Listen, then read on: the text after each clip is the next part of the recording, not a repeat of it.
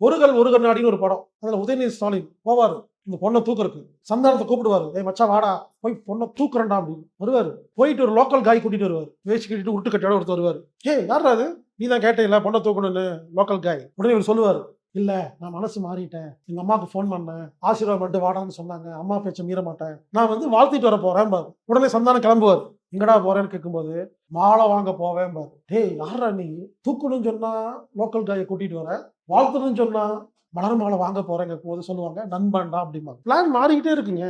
எனவே என்ன சொல்றேன் தெரியுமா? இனிமேலு இந்த தத்துவத்துல பிளான் உடைஞ்சா புது பிளான் போடுங்க.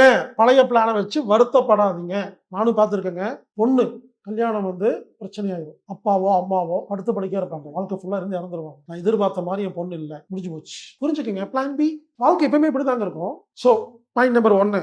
நாம போட்ட திட்டம் திடீரென உடையும். கவலைப்படாமல் பிளான் பி பிளான் சின்னு போடணும். இது ஒரு தத்துவம். எதையும் கர்மா என்று ஏற்றுக்கொள்ளக்கூடாது. அதை மாற்றுவதற்கு முயற்சி செய்யணும்.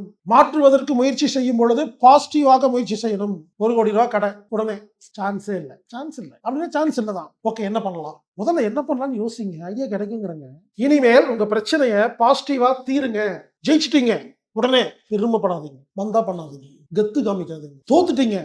ஐயோ ஐயோ போச்சே போச்சேன்னு வருத்தப்பட்டே இருக்காதீங்க. ஜெயிச்சா வாழ்க வளமுடன். தோத்தா வாழ்க வளமுடன். பாருங்க இது ஒரு தத்துவம். நாம ஒரு பிளான் போட்டா உடைஞ்சா புது பிளான் போடணும். கர்மா என்று எதையும் ஏற்றுக்கொள்ள கூடாது. அதை மாற்றுவதற்கு முயற்சி செய்யணும். ஒரு பிரச்சனையை தீர்க்கும் பொழுது பாசிட்டிவா தீர்க்கணும். அது எவ்வளவு பெரிய பிரச்சனையா இருந்தாலும் நாம ஜெயிக்கிறோம்னு போகணும். ஜெயிச்சுட்டா பெருமைப்படக்கூடாது. தோத்துட்டா வருத்தப்படக்கூடாது. இதுதான் கர்மா தத்துவம். புரிஞ்சுக்கங்க. அப்ப கர்மா என்று எதையும் ஏற்றுக்கொள்ளக்கூடாது. மாத்த முயற்சி பண்ணுங்க. முடியலையா? கர்மா. இதுக்கு பேரு கர்மா தியரி.